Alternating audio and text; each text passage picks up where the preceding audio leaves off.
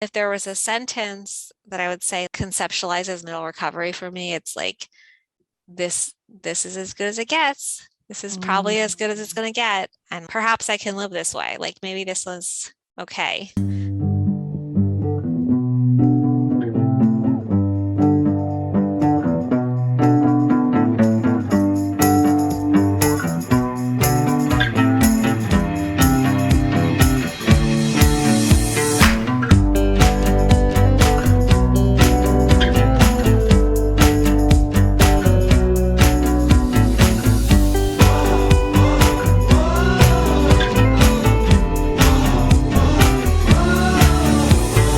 Hello and welcome to this week's episode of the Uncovery podcast.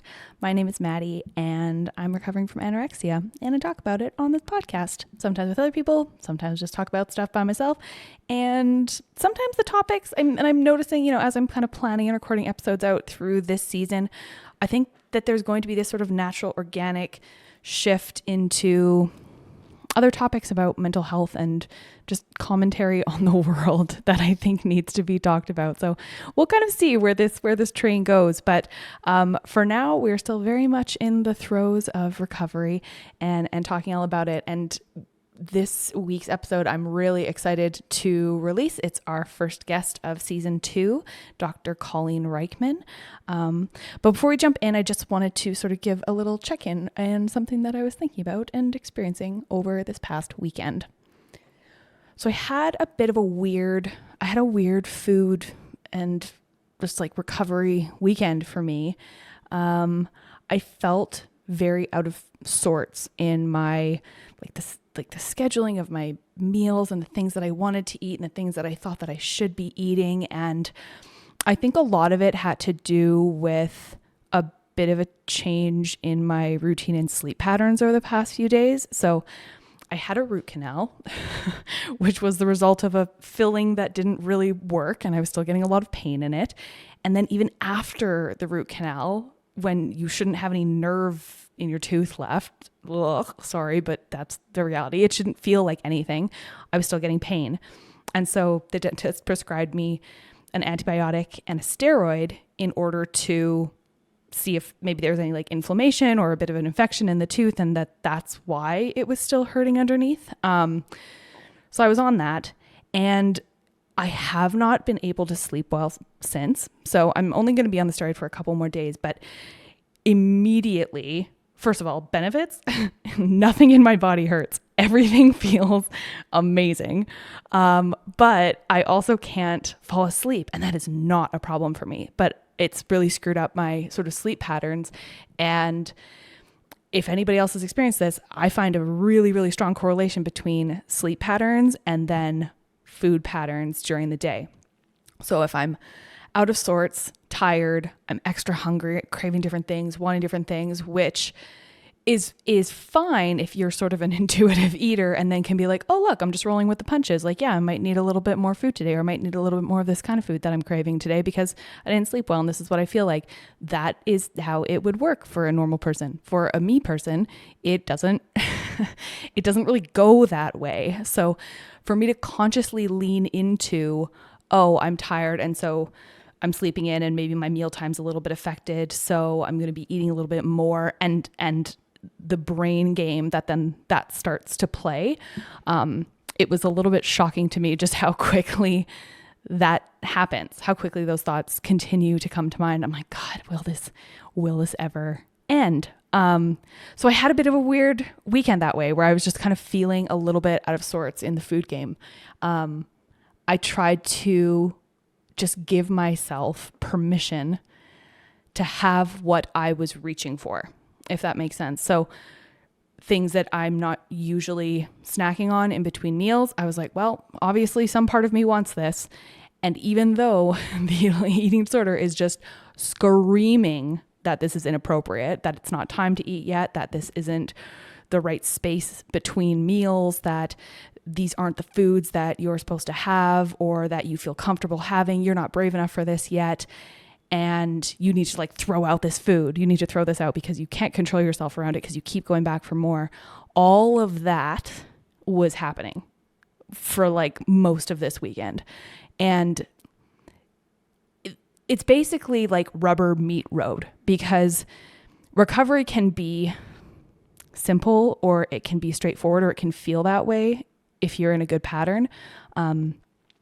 But it's really not until these types of things come up that you're like, am I actually practicing this? Am I actually moving forward in recovery by saying, fuck that, I'm going to eat what I feel like in this moment, and I'm not going to make up for it later. And I'm not going to make all of these negotiating plans for the Monday and the week ahead to make up for what happened on the weekend. Because when you're in recovery and you're kind of creating this content and you're saying these things out loud and you're like, you know, you don't need to make up for what you ate on the weekend. You don't have to earn your food. You don't have to balance out all these things.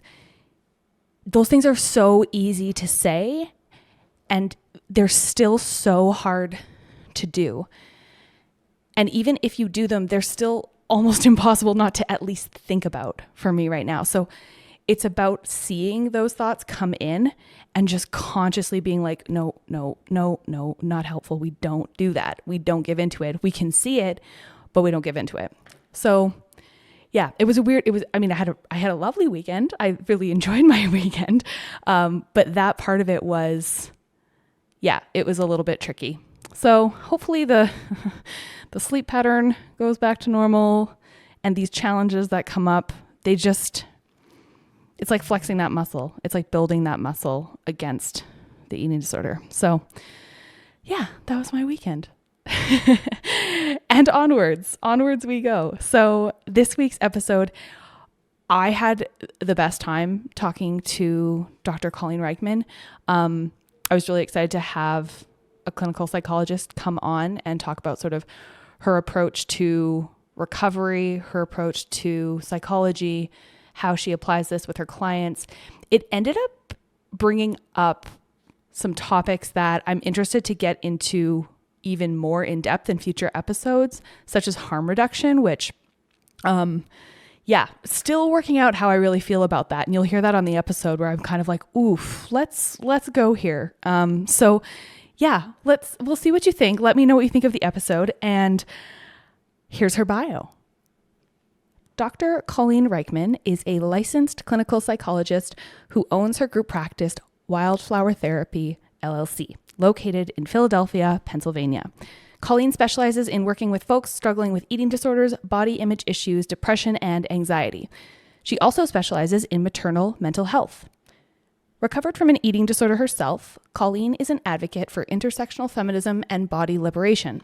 She speaks at national and regional conferences and is the co-author of The Inside Scoop on Eating Disorder Recovery, advice from two therapists who have been there. You can also find Colleen at ColleenReichmann.com and on Instagram at Dr. Colleen Reichmann. She writes about motherhood on her Substack, Musings from a Mama. And of course, all of those links will be in the show notes. So without further ado, please enjoy this episode with Dr. Colleen Reichmann. Colleen Reichmann, welcome to the podcast.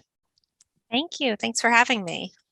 So I'm excited to talk to you. I think you might be the first actual psychologist in all of these episodes that I've had on the podcast, which is crazy to think about. But because you're all, busy with clients and actually doing this work, it's harder to pin you all down. So I'm really, really excited to dive into some real therapy talk.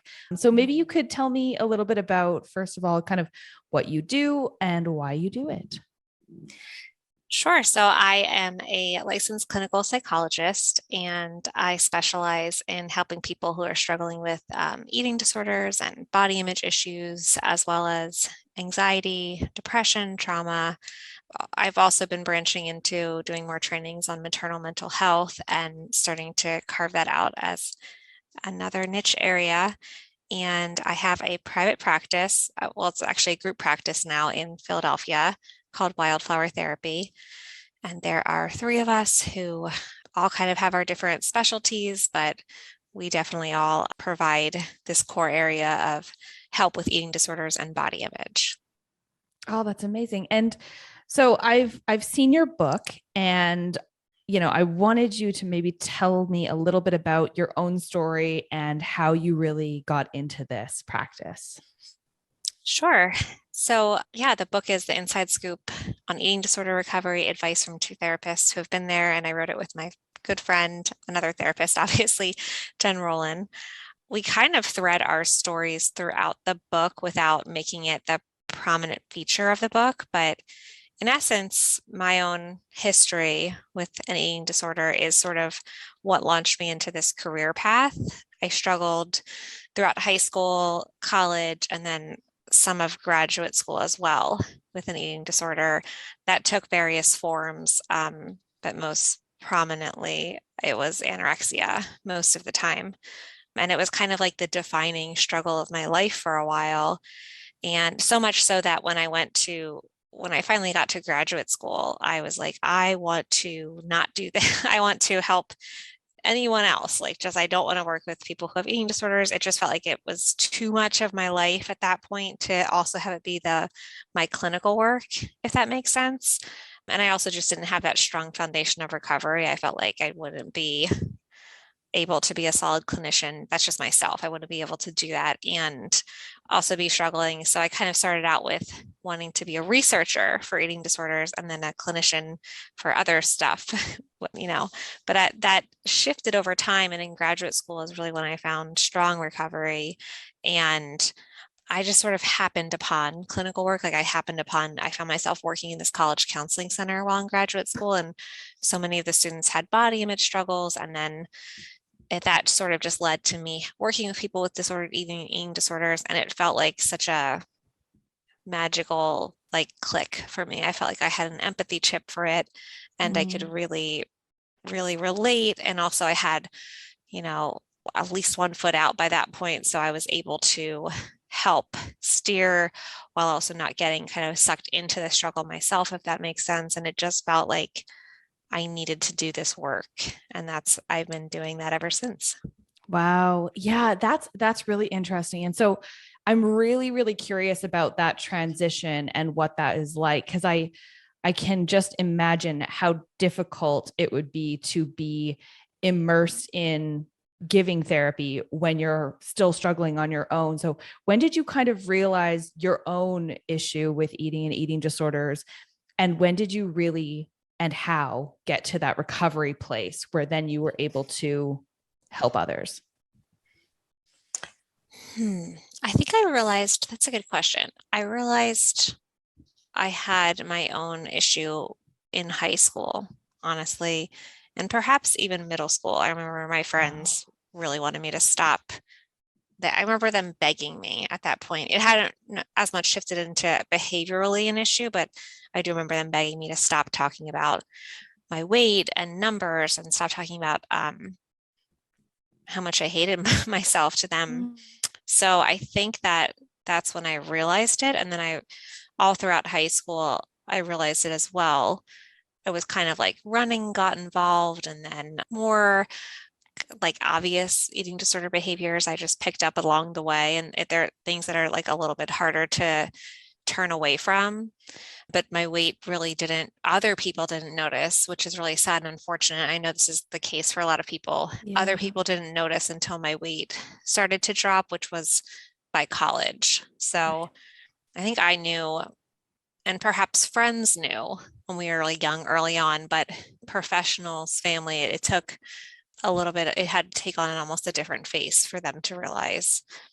And then the other part of your question was how did I enter strong recovery? Yeah. Like when did you kind of get help and how did then that transition end up, I don't know, coinciding or overlapping with you actually getting into clinical psychology practice? Yeah, it was it was messy because it was help on, and this is the case for, so I know that I'm kind of the rule and not the exception when it comes to this, but it was just messy on and off. I got help different summers when I was in college. I tried different programs and I just I wasn't interested really. There was nothing pulling me towards recovery except for perhaps other people. And so I would say once I got to graduate school, even though I didn't want to work with people who had eating disorders, I did feel a passion about the classwork and my practicums and just clinical work, research, I felt a passion about all that I hadn't felt towards most of my classes in undergrad. Like I was just like, oh my gosh. And I started to be able to see a life that was a little bit bigger than just constantly, going back to this dark place and like folding into myself and kind of getting sick again and again. So that shift, I think that I also met my now husband when we were in graduate school.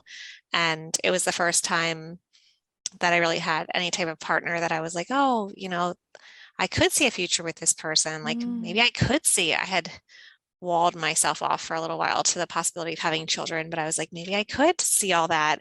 And that for me, and I know this is not the case for everyone, but that really helped motivate me to push past a lot of the discomfort that had kept me away from strong recovery. And that was kind of like the breakthrough years.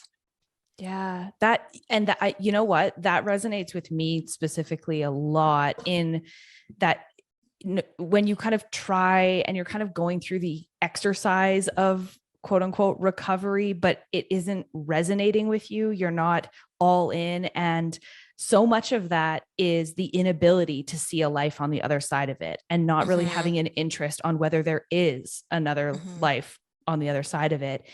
For me, that was the game changer, is that my mindset is like, I can actually see myself done with this. I'm actually seeing the life that I want. And it's interesting, the whole idea about like having a partner, having a family, that's also been shifting for me. Just kind of, these little nuggets in the back of my mind being like, oh, wow, I can see that. And it's almost like you're too numb for it to occur to you when you're really in it. So that's amazing. But I wanted to ask, like, what is it like going from kind of suffering with an eating disorder yourself to then being a therapist for people? Obviously the empathy piece is there. How do you sort of protect yourself and your own recovery in that place?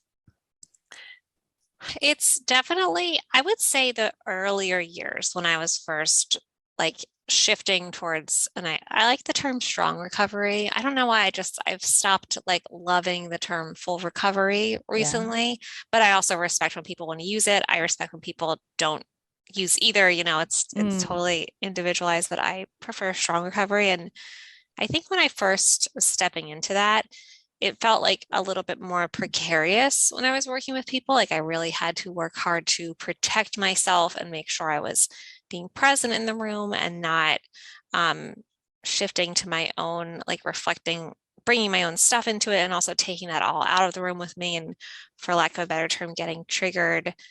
But I'm years into it now. And I guess I feel very lucky to say that I don't worry about it at this point. That eating disorder just feels very far behind me, which I know it's definitely a privileged place to be.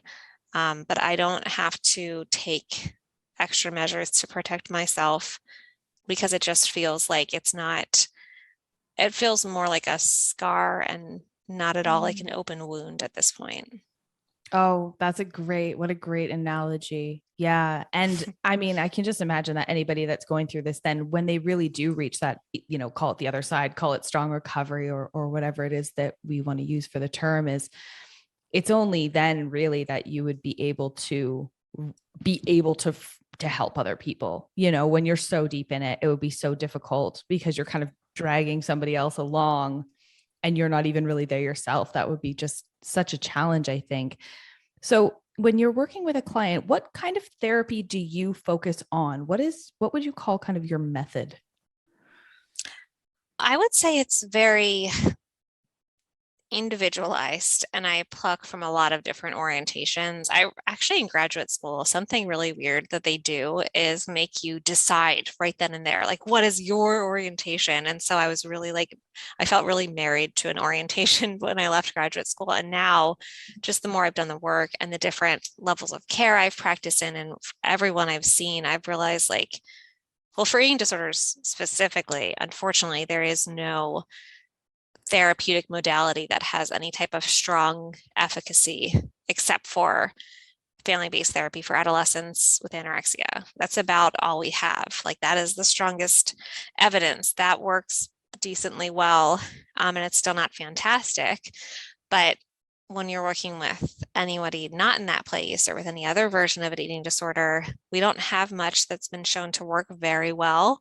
So I use all types of different things. I think I like to, the foundation is probably interpersonal and feminist relational in its basis. So the therapeutic relationship in my mind is like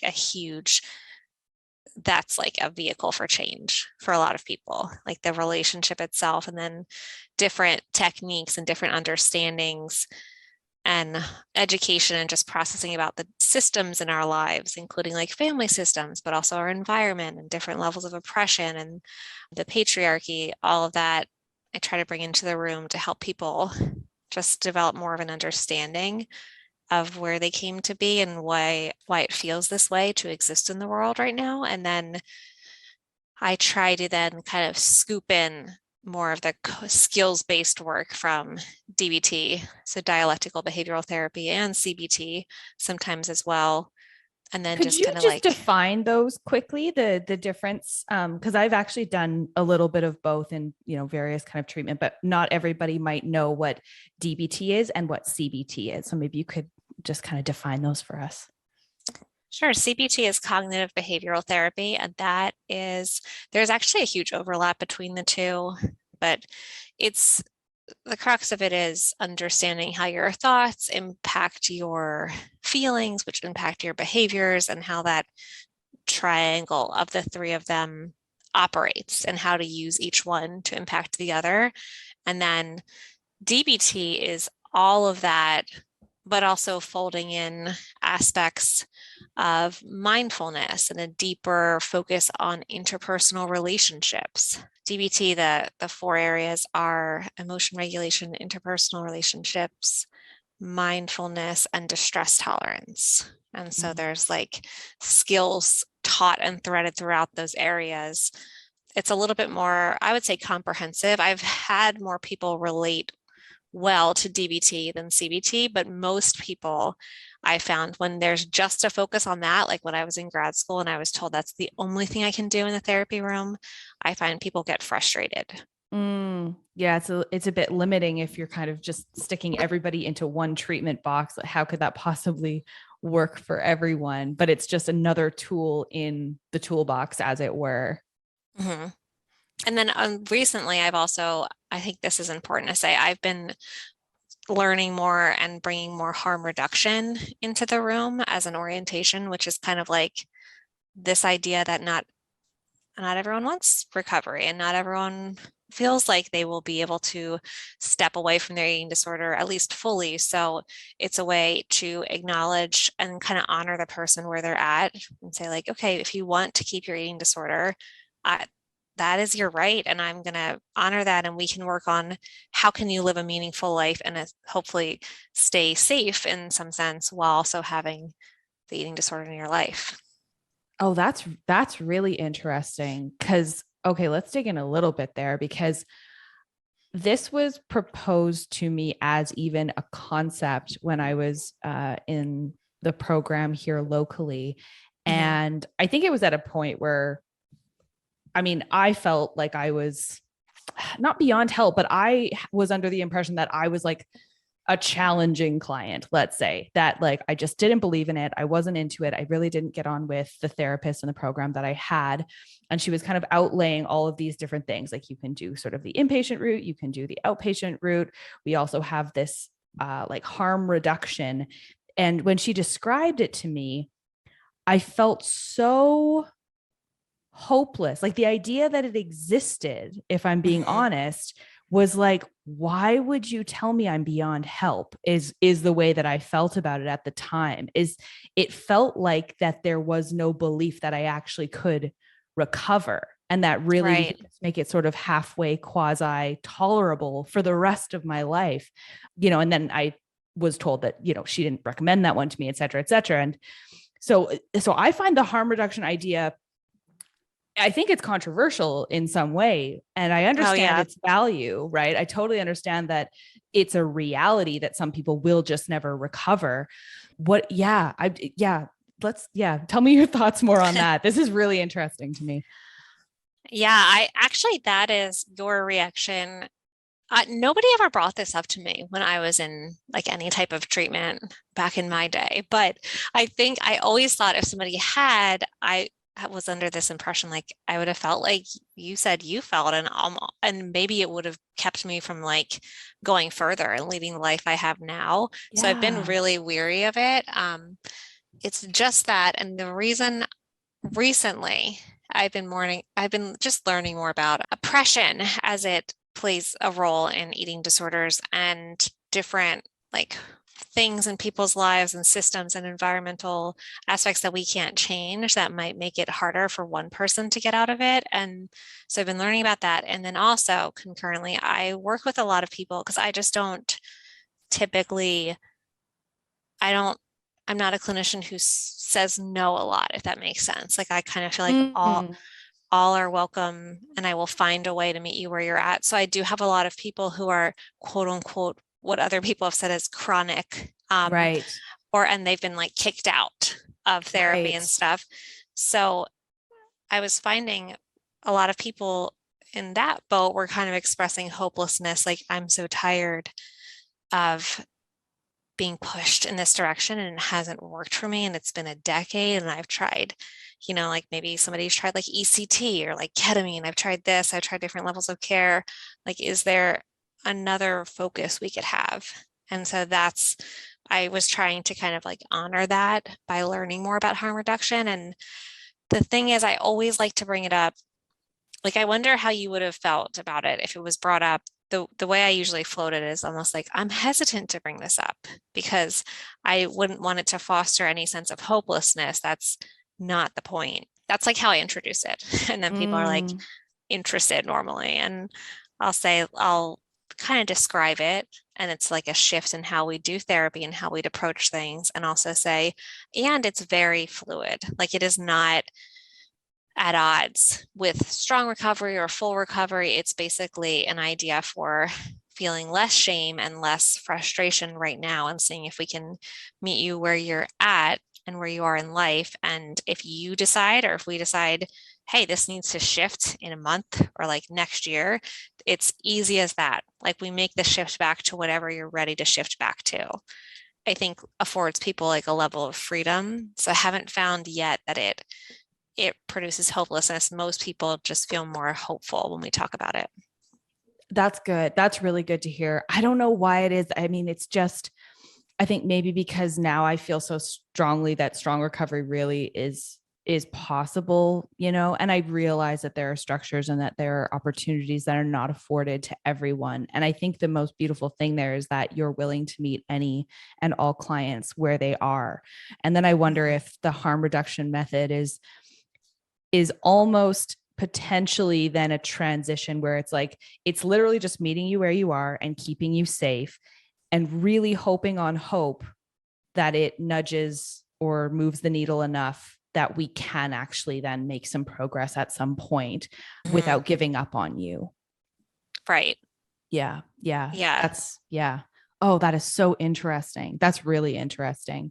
I love that we've talked about that. That's really interesting. That's a whole other debate in and of itself, but that's really Yeah. interesting. That's like a full podcast That is, series. I didn't even know. Yeah, yeah, yeah. I should have a whole episode on harm reduction. But okay, so when you're working with a client, then would you say that there are stages of recovery? I think I remember this from your book that that's kind of what it's focused around.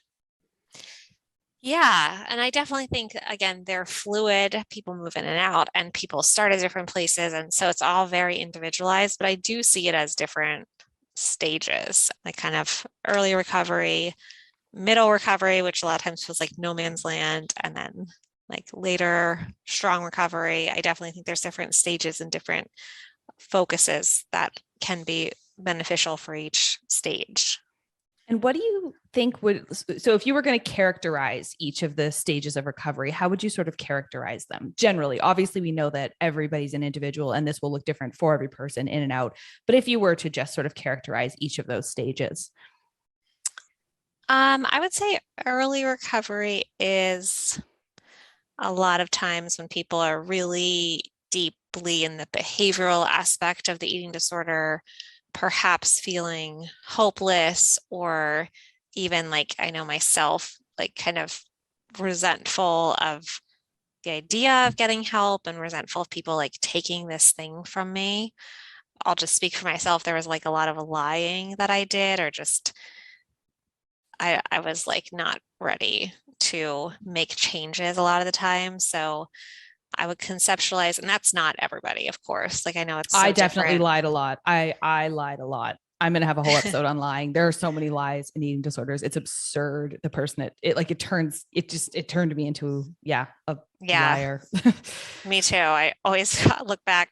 Yeah, I definitely, and I can have such compassion for myself now. I feel really bad for her when I look back at all Mm. that lying, because it also like it's not fun to live in like shame and feel like you're compelled to lie to protect this like, and then you're also like I found myself in therapy, which people were paying for me to be there, being dishonest, but also feeling like I was failing both like the eating disorder, but also recovery, and then failing like financially because I was paying for the service, but like lying in it. Oh And my gosh, um, yes. It resonates so much that I'm failing on all fronts yeah, is such a real feeling. Yes, it especially was. in the middle of it, especially.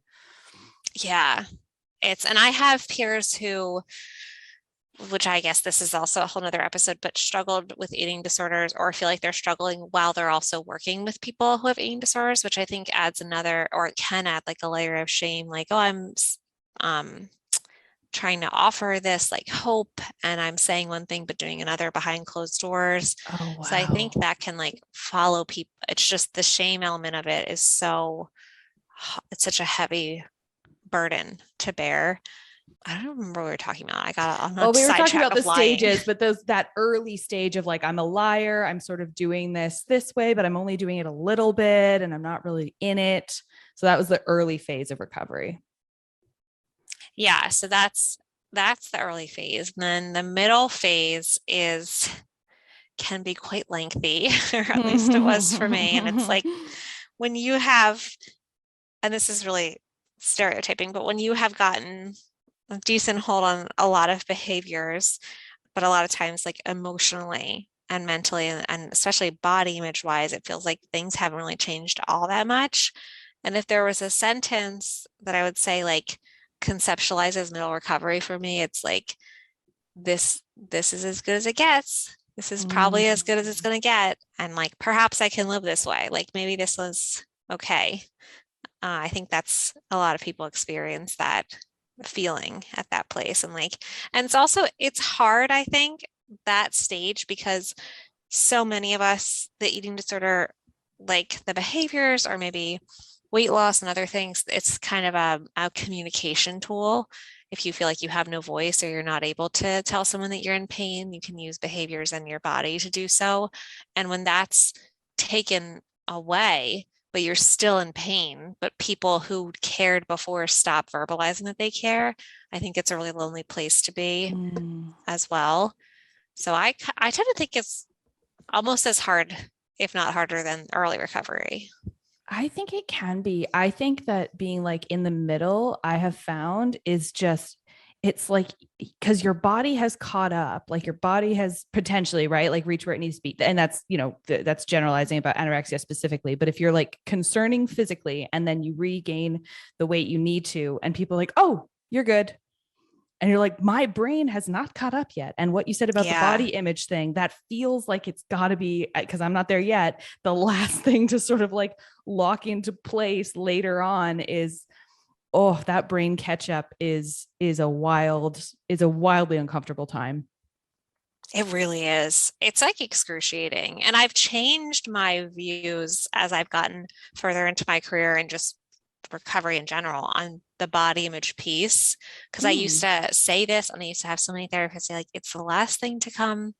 And I think it's perhaps the last thing that people feel like they can really like, I don't know. I think it's fluid when it comes to body image. And for me, I realized like expecting this of myself, this like I will get to this place, or expecting of other people, I found it to be like sort of unhelpful versus approaching it like an ocean that you're standing in, and understanding that certain times like waves will really like kick up and be hitting you in the face, and it'll come out of nowhere. Like it'll have been placid the day before. And then other times there'll be like great stretches where you're like, oh my gosh, there's almost no waves. I can see so far. And it'll be like that for life. And that's like learning how to sit in that and tolerate it and surf it is really important.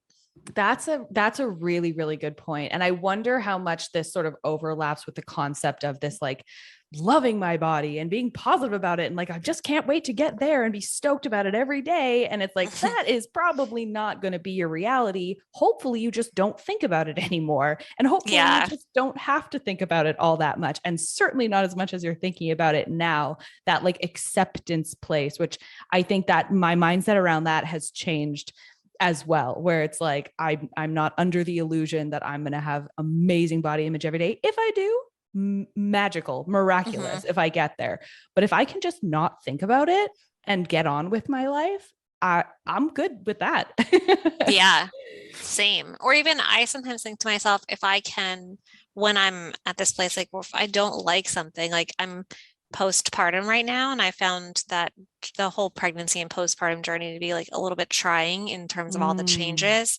And I'm always like, I don't have to love anything. Like I don't have to, and it doesn't say anything about my recovery if I feel a certain way. It just has to not dominate my day. Like I just have to be able to breathe and release the thought and then move on. Like that's what I want. And that's luckily what I am able to do. But it's been a journey there with the space of my life.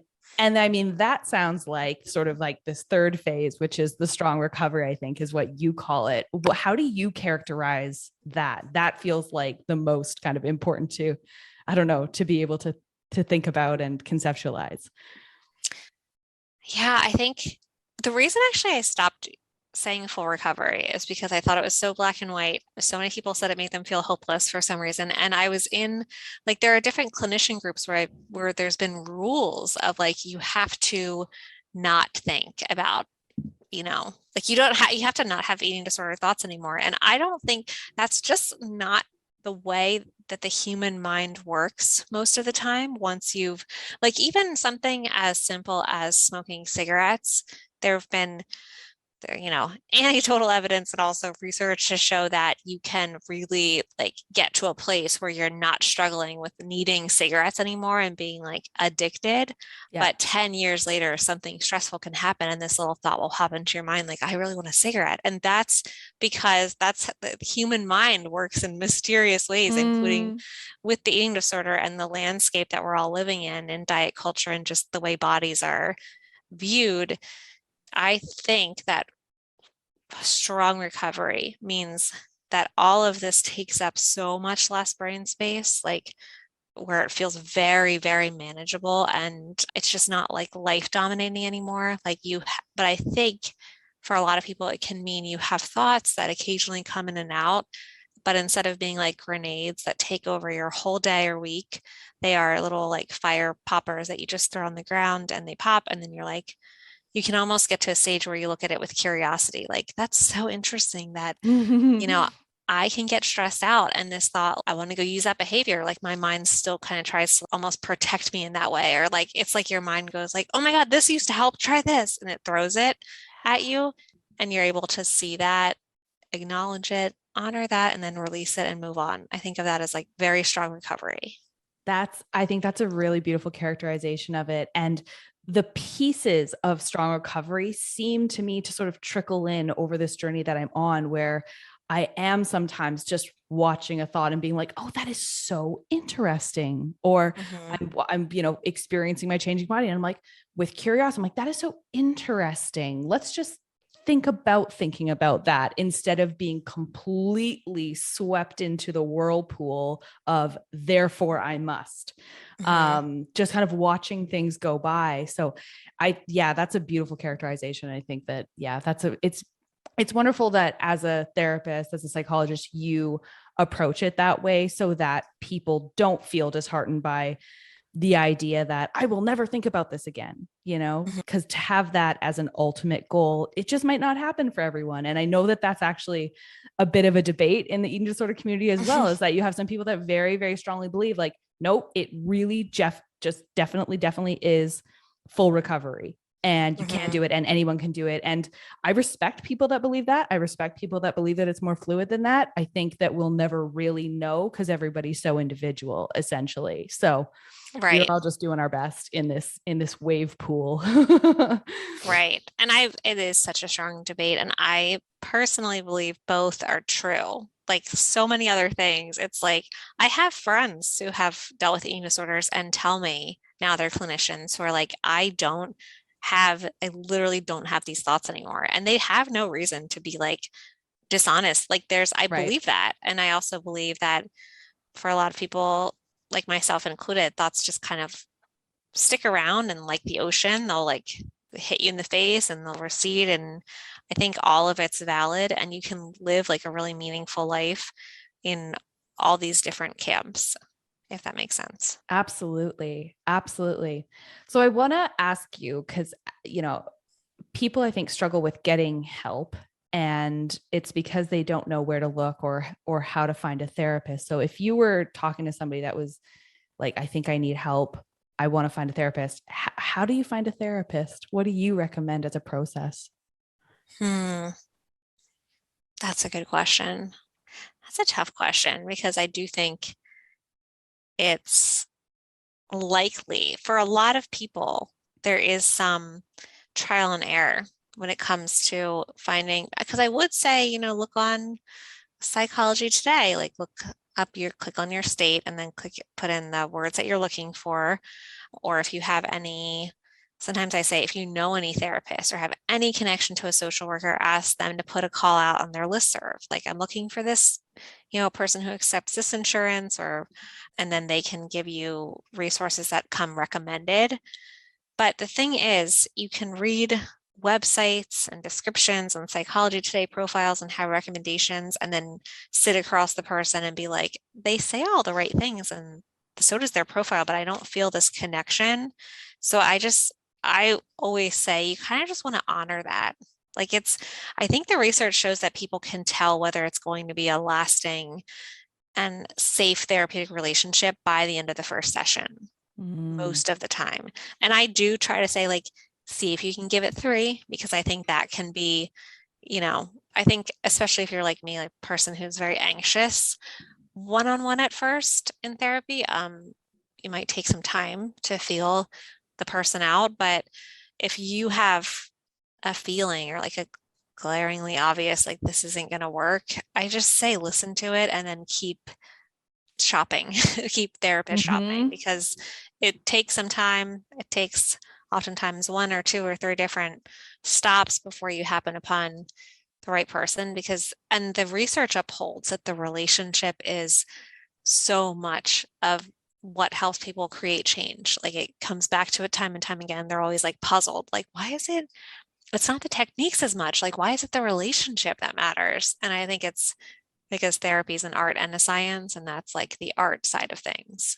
Absolutely. Oh, I can't tell you how accurate that has been for me and maybe for you as well, because I've had a few different therapists, and the ones where it absolutely just like didn't resonate, I found it really, really challenging to make any progress whatsoever. And when Mm-hmm. it hits amazing. Like, I was very, very lucky. The first therapist I ever walked into was an absolute 10 out of 10 and such a great match. But even she said in my very first session, if this isn't a fit, I will help you find someone who is. Mm-hmm. And the way that you describe it is almost like, it's almost like dating, where Yeah. first date, you're like, oh, okay, feel this out. Maybe it hits off and you're like, absolutely, this is my person. But maybe you got to go on a couple more dates to feel it out a bit more. And maybe they're just not the one. And then you get on and try someone else. So I think that's really, really great advice. That's actually why I take issue, by the way, with treatment centers who often have rules that you can't switch therapists. I'm always like, you guys, I mean, I understand the need for to maintain, I don't know what you think it is, like order or something or Mm. organization. However, you're ignoring the research that says that this relationship is the vehicle for change when you say, nope, you're stuck with that. Like that is a big pet peeve of mine with treatment centers. Oh, absolutely. I agree. Yeah. Because the relationship between a client and a therapist, that is the secret sauce. Hmm. Like, you're never going to be able to digitize or robotify therapy for people. You're Yeah, never going to be able to do that because there's an energy to it, there's an emotion to it, there's a trust and a connection that only a human to human understanding will really encapsulate. And right. without that, especially with something like mental health and eating disorder recovery, if you're not trusting your therapist, then you're going to continue to do the lying thing that you've always been doing. And that's, I mean, it's such a precious and often fragile relationship because, it feels like often there's a lot riding on that. Do you ever feel that way as a therapist? Like, do you feel that these are just such precious connections? Does that stress you out? I do feel like that. And I tell the people I work with, if they were listening, they probably roll their eyes because I say that so often. Like there's something to me at some point, the relationship begins to feel like quite sacred and that it's different, hopefully, than anything else you have in your life, where it's not like the same as a friend, it's not a family member, it's like this really unique forum in so many different ways. And I, a lot of times, I feel an immense like almost pressure or like I Mm. feel like it's a privilege to hold that and a pressure to make sure it stays that way. Like a lot of times I'm not someone who often like I will occasionally bring up like, oh, this is would it be helpful if I shared how this relates to my life or how I've seen this play out? But I don't do that often because I'm so focused on like I need to always make sure that this isn't becoming about me. Like this Mhm. has to stay a very sacred, like this is your time, this is your hour. We are going for it together. So I do, it's a job that's a privilege and it's also a job where if you are like 8 hours of the day, if you're doing therapy for 8 hours, it's 8 hours where you have to be absolutely on, like Oh my not on your gosh. phone, not daydreaming, or at least me. I feel like I need to be there present fully for 8 hours straight. Oh, absolutely. And I mean, in a way, as you say, in a way that, those of us with any other job, have what you could call like the luxury to sort of tune out for a bit. I can't imagine how exhausting and fully emotionally taxing it could be to have, kind of your full roster schedule of doing therapy. How do you then kind of go home and turn that bit off? Well, I've had to get a little bit creative because I'm just a therapist. I take it really just because I've been a client of so many Mm-hmm. different therapists, and I've really found like the pain it can cause when I feel like someone's not fully there in the room or like someone is thinking about something else or like looking at the clock. So I take it very seriously to stay present and in that person's what they're talking about. So as I've had kids and just I have my marriage and everything and things that I need to come home to and also show up for, I've had to reduce honestly the amount of I've had to reduce like my caseload, the amount of people that Mm, I'm seeing because it's the only way, or else I will be failing someone, or that's how it feels. Like I will be yeah. not present for my kids or not, you know, and sometimes I do tell like my husband, I actually can't talk tonight. Like we just No. can't talk at all. So, but to limit the amount of times I'm doing that, I have to keep it at, I used to be a person who could see 8 or 9 people in a row, and I felt like really great about it. And now that's been much, I've taken that down and I just have to be cautious about balancing everything. Oh yeah. Yeah. I mean, that would be such an important sort of self boundary to recognize, because yes, you can do anything, but you can't do everything all at once and not have some sort of detriment, not even that you're failing somebody else. I think the first person you end up failing is yourself in some way, because you continue to want to show up and be everything to everyone else, and then you end up self-sacrificing. That seems to Mhm. be the first thing to go, at least for me. Yeah, Yeah. absolutely. So it's been an absolute wonderful conversation, and I'm just so grateful to have had you on the podcast. But I want to make sure that you get to share, where we can find you, what you're working on, and what we can point people towards. Yeah, and it's been a pleasure being on. So thank you again for having me. Went by so quickly, but people can find me at ColleenReichmann.com. And that's especially if you're looking for more information about the book, or if you're in Pennsylvania and you're looking for virtual or in-person therapy, you can also find all of that there. You can find me on my Instagram at Dr. Colleen Reichmann, where I try to post like a smattering of things, not just about eating disorder, but also about research related to like hope and social media. And that's there as well.